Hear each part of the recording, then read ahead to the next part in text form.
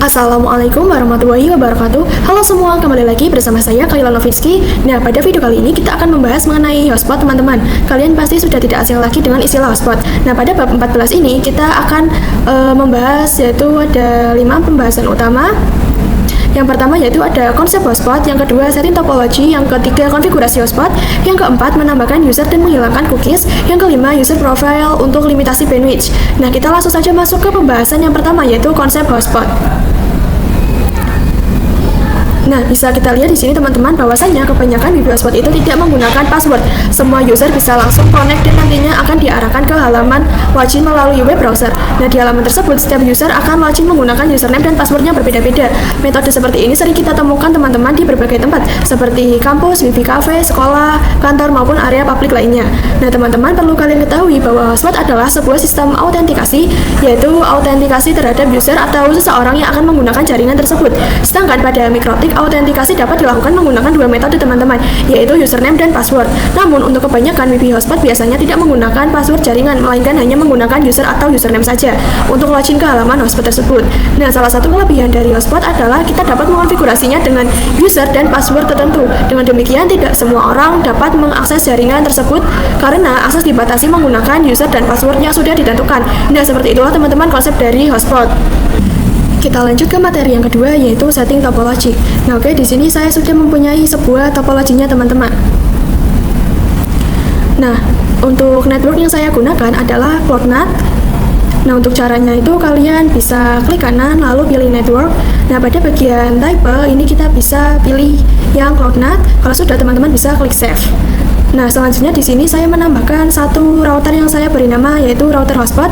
Nah, caranya kalian bisa klik kanan lalu pilih node, kemudian pilih mikrotik router OS. Pada bagian name kalian bisa menggantinya sesuai keinginan. Kemudian ini kita scroll ke bawah. Lalu pada bagian kamu option ini kita bisa hapus semua. Lalu kalian bisa save. Nah, selain itu juga saya juga menambahkan sebuah Docker Chrome teman-teman. Di sini saya menggunakan Docker IO. Nah, caranya kalian bisa klik kanan lalu pilih node, kemudian pilih yang Docker IO. Kemudian untuk image-nya pilih yang Linux desktop. Nah, jika kalian belum memiliki Linux desktop tersebut, kalian bisa menutup lab terlebih dahulu dengan close lab. Lalu pergi ke menu device. Nah, kemudian teman-teman bisa untuk mendownloadnya terlebih dahulu dengan mengklik ini di device sampai muncul add to pinet teman-teman. Nah, ini kita kembali ke topologinya. Nah, oke, ini kita ulangi lagi, klik kanan lalu pilih node, Docker IO. Untuk image-nya Linux desktop, namanya teman-teman bisa beri nama Docker Chrome seperti ini. Lalu untuk iconnya ini pilih yang Linux desktop. Yang ini ya teman-teman, lalu bisa select. Kemudian di sini juga saya menggunakan Ether 1 DHCP, ini bisa dicentang saja. Lalu scroll ke bawah. Nah, untuk primary console-nya itu saya menggunakannya FTP teman-teman. Kemudian secondary console-nya masih tetap MPT. Kalau sudah bisa klik save. Nah, nantinya si router hotspot ini kita akan gunakan dengan IP statik teman-teman, yaitu 10.0.137.146. Nah, ini kita masuk terlebih dahulu ke router hotspotnya. Lalu ini kita login terlebih dahulu, username-nya admin. Lalu enter. Nah, ini kita bisa tekan N saja untuk skipnya, lalu CTRL-C, kemudian CTRL-L. Nah, di sini kita akan bisa ketikkan perintah yaitu IP add print. Nah, di sini router mendapatkan IP dari ISP-nya yaitu 10.0.137.11. Nah, nantinya IP ini akan kita disable teman-teman. Jadi untuk DHCP client akan kita disable agar router hotspot ini nantinya mendapatkan IP secara statik. Nah, sebelum masuk ke Winbox, sekarang kita akan melakukan penyesuaian terlebih dahulu dengan laptop kita teman-teman. Nah, caranya ini kita bisa buka command prompt. Lalu ini kita bisa klik kanan, kemudian klik yang jalankan sebagai administrator atau run as administrator. Nah, setelah itu ini kita akan ketikkan perintah root add, lalu kita masukkan IP yaitu 10.0.137.0. Lalu untuk masnya adalah 255.255 192.168.255.0 karena kita menggunakan /24. Setelah itu kita bisa masukkan IP dari Pinet Lab-nya teman-teman. Nah, punya saya yaitu 192.168.83.128.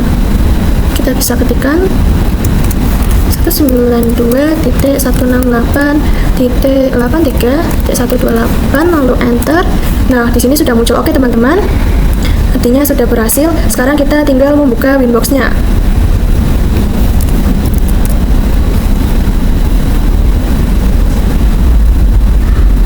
Lalu di sini kita akan coba masuk menggunakan IP yang kita dapatkan dari ISP-nya teman-teman. Nah, di sini router mendapatkan IP dari ISP-nya yaitu 10.0.137.11. Ini kita bisa ketikkan 10.0.137.11. Lalu untuk loginnya yaitu admin, passwordnya kosongan saja, kemudian kita bisa langsung connect. Nah, oke, di sini kita sudah berhasil masuk ya teman-teman. Lalu kalian bisa lihat bahwa identity atau hostname-nya masih bernama Mikrotik. Nah, di sini saya akan coba ganti sesuai dengan displaynya. Nah, ini kita bisa pergi ke menu sistem, lalu pilih identity. Nah, pada bagian ini saya akan ganti menjadi Airstrip hotspot. Nah, seperti ini teman-teman. Setelah itu kita bisa klik apply lalu oke. Nah, karena router hotspot ini nantinya akan kita buat menggunakan IP statik, maka untuk IP DHCP yang lain bisa kita matikan atau disable. Nah, caranya ini kalian bisa pergi ke menu IP, lalu pilih DHCP client. Nah, di sini kita langsung disable saja teman-teman.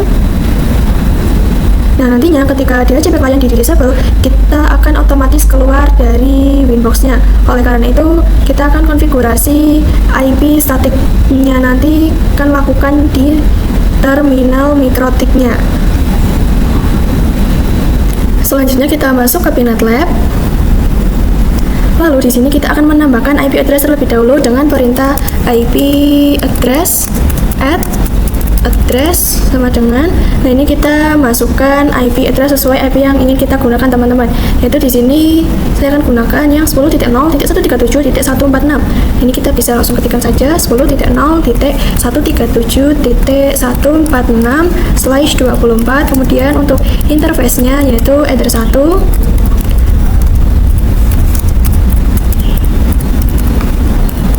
Kemudian bisa enter. Nah, setelah itu kita akan tambahkan juga IP root atau gateway-nya. Ini kita bisa ketikkan IP root at gateway sama dengan. Nah, untuk gateway-nya bagaimana caranya kalian bisa melihat di bagian VMware atau Pinet Lab yang kalian gunakan. Nah, di sini kalian bisa lihat untuk yang IP address for PinetNet itu 10.0.137.1. Ini kita bisa tuliskan saja 10.0.137.1. Lalu kita tekan enter. Setelah itu saya akan coba cek dengan menggunakan perintah IP root print. Nah, oke, di sini sudah muncul ya teman-teman. Selanjutnya kita akan tambahkan IP DNS agar router bisa melakukan ping ke 88. Ini kita bisa ketikkan IP DNS set servers. Lalu ini kita masukkan IP DNS Google-nya yaitu 8.8. Kemudian enter. Nah, kalau sudah, saya akan cek kembali IP address-nya menggunakan perintah IP add print. Oke, nah di sini sudah terlihat ya teman-teman IP yang sudah kita konfigurasi yaitu 10.0.137.146. Kita lanjut ke pembahasan yang ketiga yaitu mengenai konfigurasi hotspot. Nah, setelah tadi kita sudah mengetahui konsep hotspot dan juga setting topologi, sekarang kita akan mencoba melakukan konfigurasinya teman-teman. Untuk kasus pertama kita akan mencoba melakukan konfigurasi basic hotspot. Nah, oh iya teman-teman, untuk konfigurasi hotspot sendiri terdapat beberapa service yang harus dikonfigurasikan, mulai dari DHCP server, kemudian firewall filter dan juga proxy. Namun kita tidak perlu mengonfigurasikan semua service tersebut secara manual karena di sini kita sudah menggunakan fitur hotspot. Jadi nantinya ketika service yang tadi saya sebutkan akan terkonfigurasi secara otomatis. Nah, sekarang kita akan mencoba melakukan konfigurasi melalui Winbox ya teman-teman. Nah, di sini saya belum masuk ke Winbox. Nah, ini kita bisa masuk menggunakan IP static yang sebelumnya sudah kita konfigurasikan yaitu 10.0.137.146. Nah, untuk login menggunakan username-nya admin dan passwordnya kosong. Kemudian ini kita langsung klik connect. Nah, oke, perhatikan di sini teman-teman, saya sudah berhasil masuk ke dalam Winbox menggunakan IP setting yang sebelumnya sudah kita buat. Nah, untuk melakukan konfigurasi hotspot, kita bisa pergi ke menu IP, lalu pilih hotspot. Kemudian pada bagian ini kita masuk ke menu server. Selanjutnya kita klik yang hotspot setup. Nah, pada tahap pertama di bagian interface ini kita pilih Ether 2. Nah, kenapa menggunakan Ether 2? Karena jika kita lihat dari topologi koneksi dari router ke klien atau ke Docker CRUM menggunakan Ether 2, teman-teman. Oleh karena itu di sini kita menggunakan Ether 2. Setelah itu kita bisa klik next. Nah, berikutnya adalah IP address yang akan disetting pada hotspot server, teman-teman, yaitu di sini 10.5.50.1/24. Pastikan juga pada bagian Core Network kalian centang ya, teman-teman. Lalu ini kita klik next. Nah, selanjutnya di sini adalah pengaturan address pool. Nah, pada tab ini kita bisa langsung klik next saja. Kemudian pada bagian select certificate kita pilih yang non ya, teman-teman, yang ini, lalu klik next. Nah, pada tahap IP address SMTP kita langsung klik next saja. Nah, berikutnya pada bagian DNS server pastikan nilainya benar ya, teman-teman, yaitu 8.8.8. Kemudian di sini kita tambahkan satu DNS lagi sebagai cadangan, yaitu nah,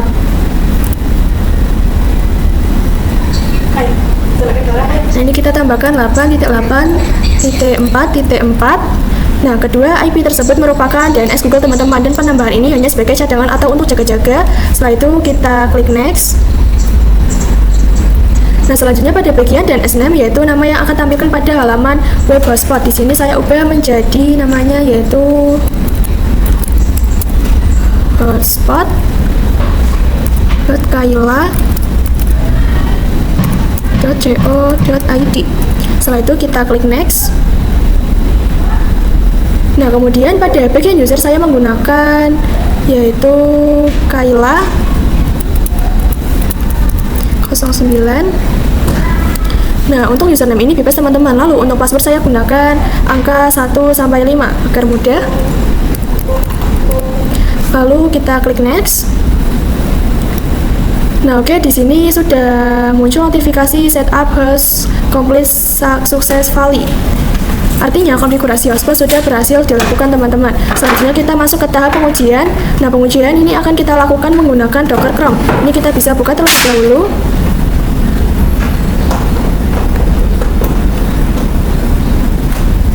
Nah, tampilan awalnya akan seperti ini, teman-teman. Nah, kita akan coba untuk melakukan koneksi. Nah, proses ini mungkin akan membutuhkan waktu yang agak lama ya, teman-teman.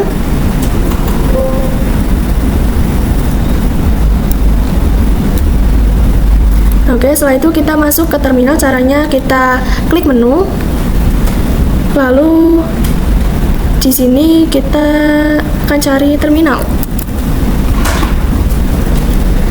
Nah, ini kita kan bisa gunakan yang terminal. Nah, ini di terminal kita cek terlebih dahulu IP address yang didapatkan klien dengan perintah yaitu IP address. Lalu ini kita tekan enter. Nah, perhatikan di sini, teman-teman, klien mendapatkan IP yaitu 10.50.254. Sekarang kita coba untuk menghubungkan klien ke hotspot yang tadi sudah kita buat. Caranya ini kita bisa buka browser. Misalnya di sini saya menggunakan yang Chrome. Nah, prosesnya mungkin agak lama ya, teman-teman, karena Linux memang cukup berat.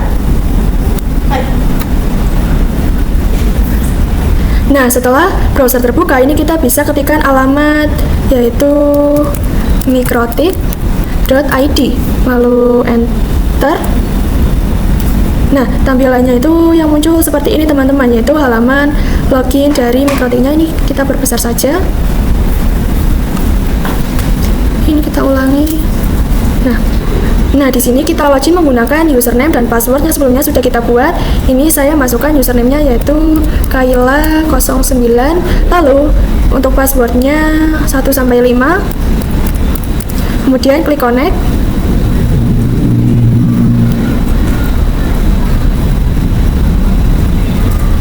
Ini kita coba ulang ya, teman-teman.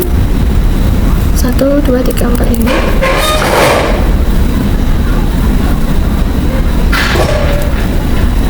Nah, oke, tampilan halaman browser akan seperti ini teman-teman. Tampilan ini hampir sama seperti yang sering kita temui di area publik. Selanjutnya ini kita coba untuk melakukan pengujian koneksi internet. Nah, misalnya kita lakukan pencarian bebas. Di sini saya coba mencari yaitu Oke, di sini saya coba mencari Upin Ipin. Lalu tekan enter. Nah, proses ini mungkin membutuhkan waktu ya teman-teman. Nah, oke, di sini sudah bisa. Dari hasil pengujian tersebut dapat kita lihat bahwa koneksi internet sudah berhasil. Hal ini menunjukkan bahwa konfigurasi hotspot yang kita lakukan sebelumnya sudah berhasil karena klien sudah bisa mengakses internet. Sebagai tambahan pengujian, kita coba lakukan ping melalui terminal. Ini kita coba buka kembali terminalnya. Lalu di sini kita akan coba ping 8.8. Lalu enter. Nah, perhatikan di sini teman-teman, hasilnya sudah berhasil teman-teman TTL. Artinya konfigurasi hotspot yang telah kita lakukan sudah berhasil sebelumnya.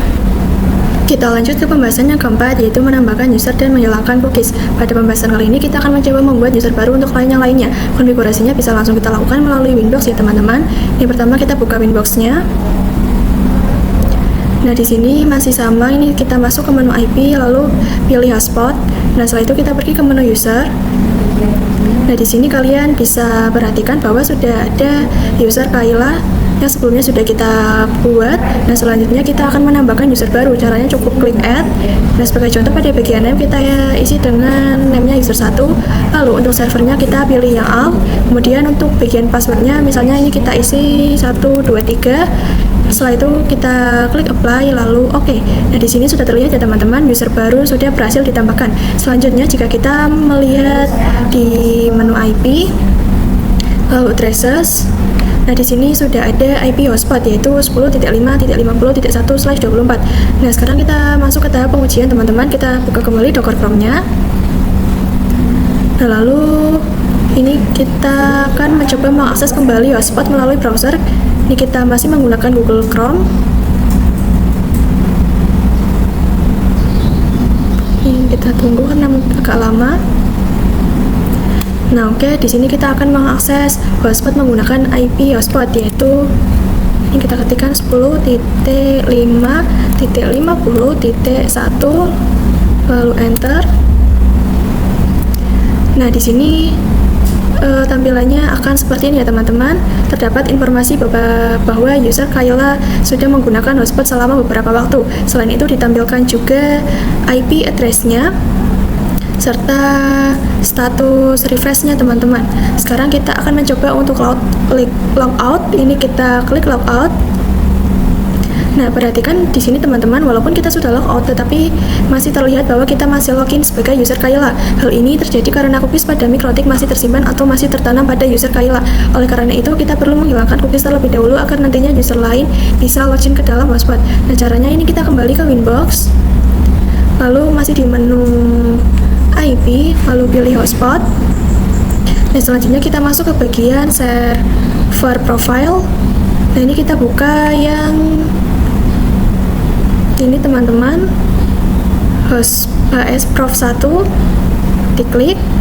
Nah, setelah itu kita fokus ke menu login.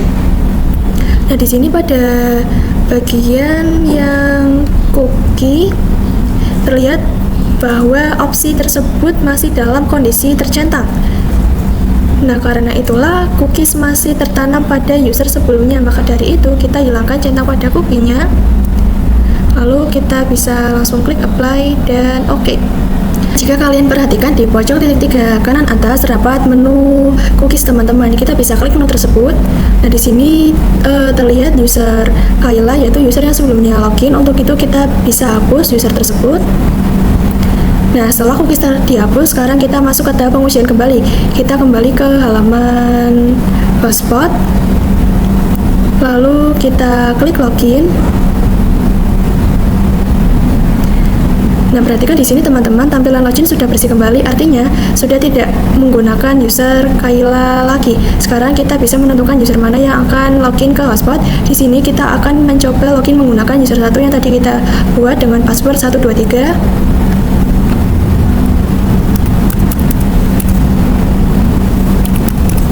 Lalu klik connect.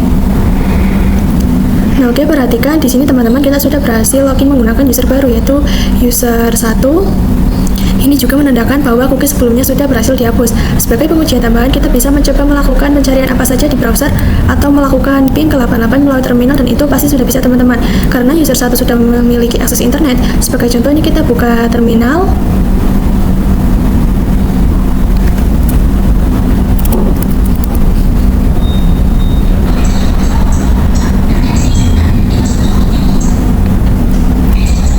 Nah, oke, ini kita langsung saja melakukan ping 88, lalu enter. Nah, di sini bisa kalian lihat sendiri teman-teman, hasil pingnya itu teman-teman, artinya user 1 sudah terkoneksi dengan internet dan dapat mengakses jaringan dengan normal.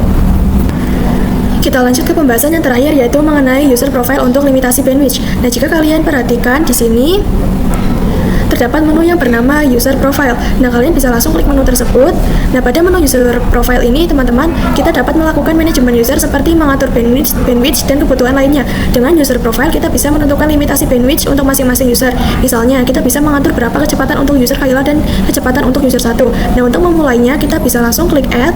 Nah, pada bagian name ini kita isi dengan hotspot strip 512. Setelah itu kita fokus ke bagian rate limit.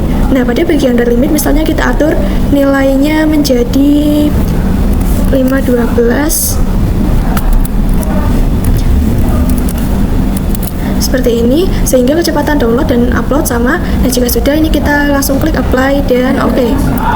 Nah, di sini bisa kita lihat bahwa user profile hotspot 512 sudah berhasil dibuat. Selanjutnya kita pergi ke menu user. Nah, di sini saya akan coba klik user 1. Nah, perhatikan bahwa pada user ini terdapat menu profile teman-teman. Nah, ini kita ubah menjadi 512. Dengan begitu artinya user 1 memiliki limitasi bandwidth sebesar 512K. Nah, setelah itu kita langsung klik apply dan oke. Nah, di sini sudah terlihat bahwa profile user sudah berhasil diubah. Selanjutnya kita masuk ke tahap pengujian teman-teman. Kita kembali ke Docker Chrome. Lalu agar tidak terlalu berat, kita bisa langsung menutup tampilan sebelumnya. Lalu ini kita buka kembali browser Chrome-nya. Nah, di browser kita coba mencari speed test. Ini kita tekan enter. Nah, setelah hasil pencarian muncul, kita pilih hasil yang paling atas, yaitu speed test oleh Ookla. Ini kita klik.